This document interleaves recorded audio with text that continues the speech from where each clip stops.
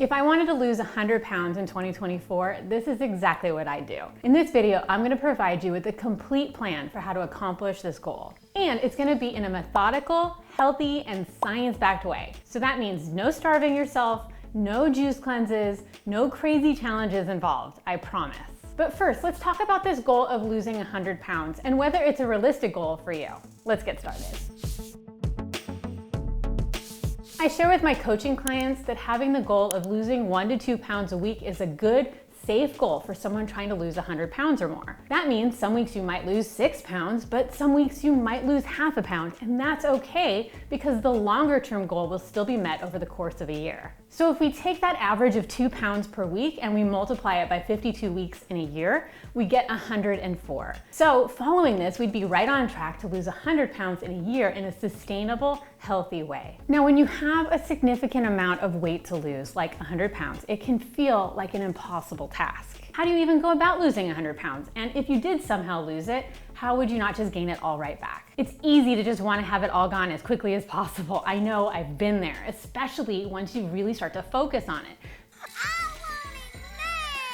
But the best way to lose 100 pounds and keep it off is to do it in this methodical, non-rushed way, which is what I'm gonna be sharing with you in this video. Okay, so now that we've broken out our year-long goal of losing 100 pounds into smaller weekly stepping stones of losing 2 pounds, where would I get started? My 100-pound weight loss plan includes attacking 4 main areas: nutrition, fitness, stress, and mindset.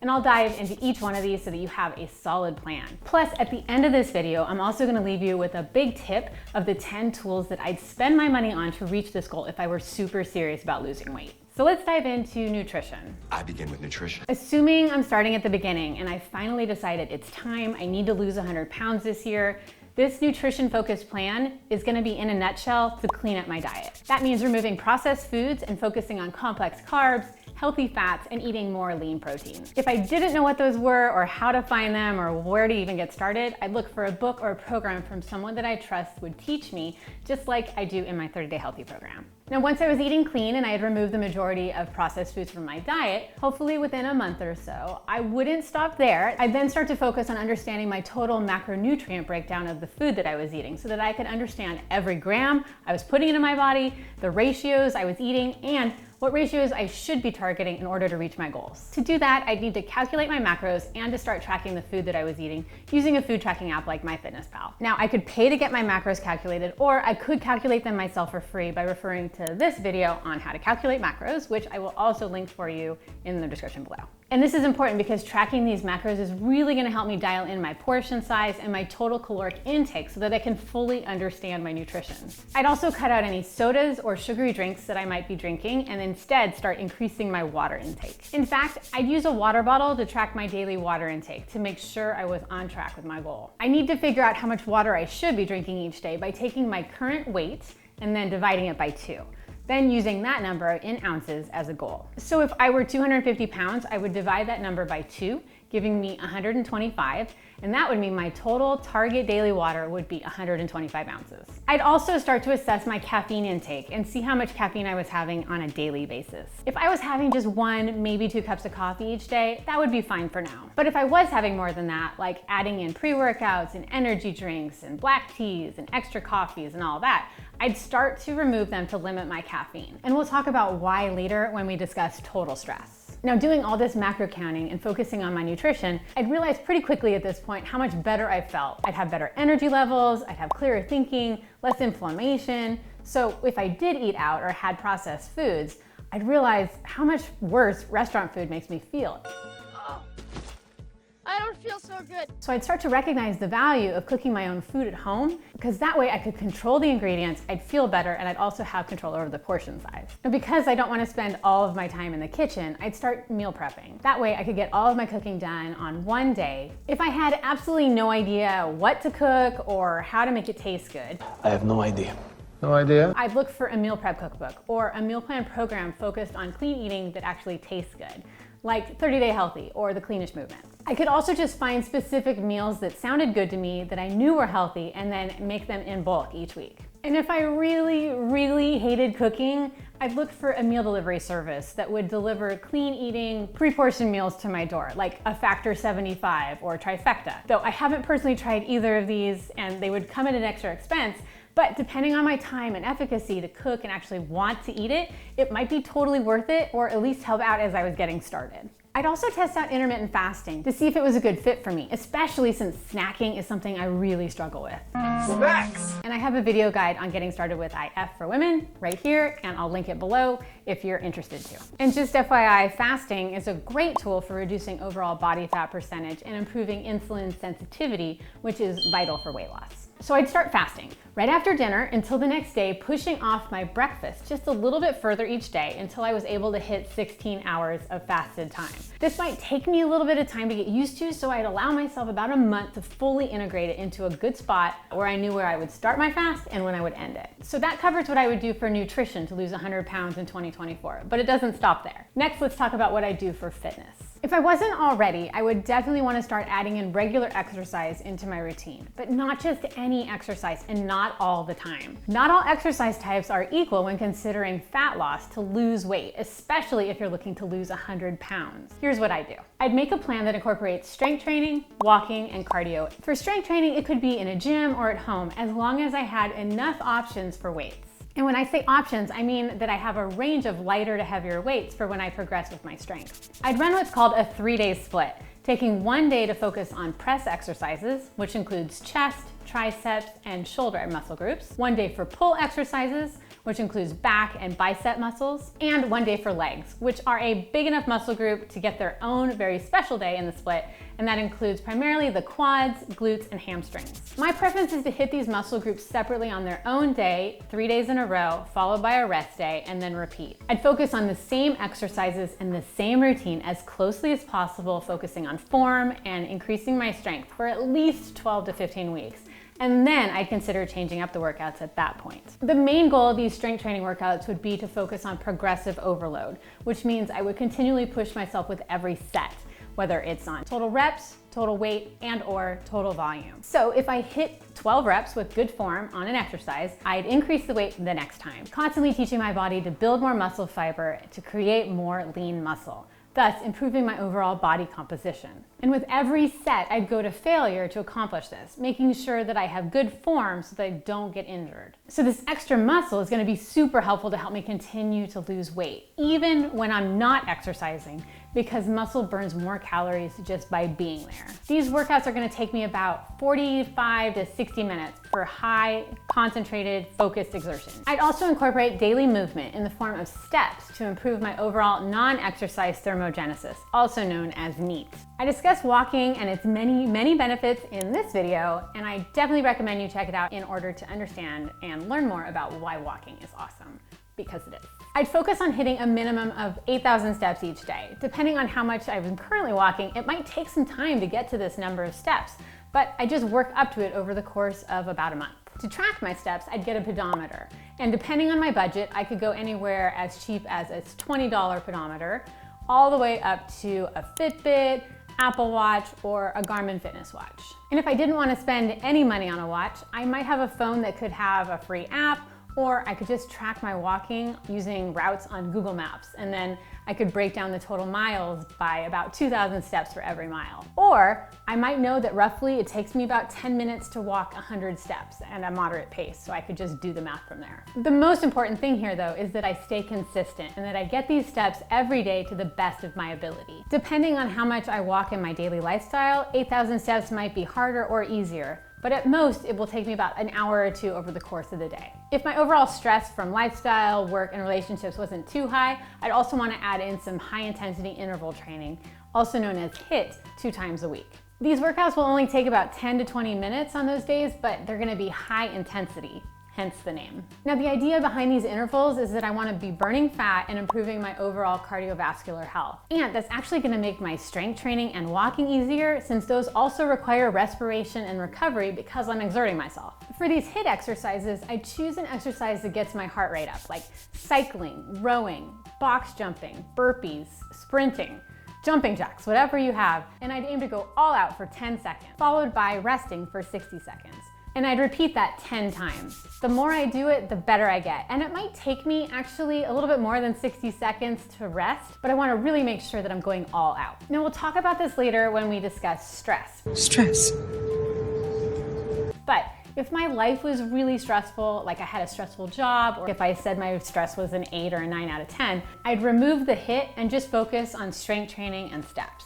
And the reason for that is because while I might feel I can do a HIIT workout, if my overall life is an 8 out of 10 or higher on the stress scale, adding in more stress in the form of HIIT isn't gonna have the impact I want.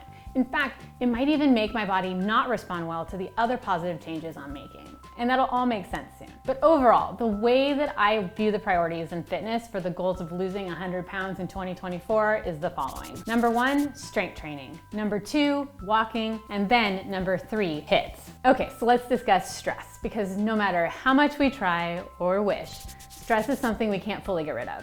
And it has a big impact on weight loss. I like to look at stress as a cup.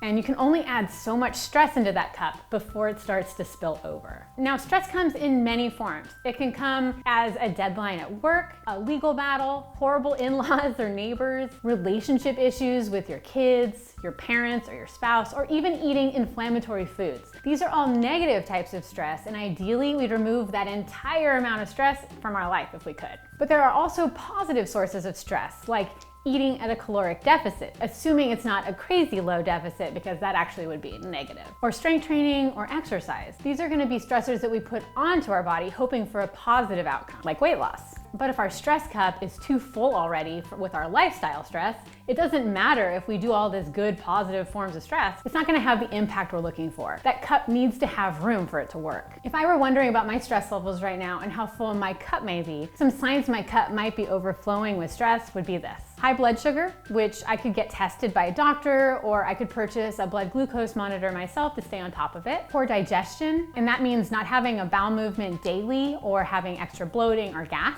Acne, an irregular period, sensitivity to soy, corn, wheat, or dairy. And I might already have just a normal sensitivity to this, but it also might be my body telling me that it's stressed. So if any one of these or more were going on, there's really no sense in doing this fitness plan yet, because it wouldn't have the impact I wanted. And I'd start to get really frustrated because I wouldn't be able to lose my weight. Instead, I'd need to focus on bringing down my stress and getting my body right first. It's disappointing, but it's necessary. And fortunately, there'd be several ways I could do this.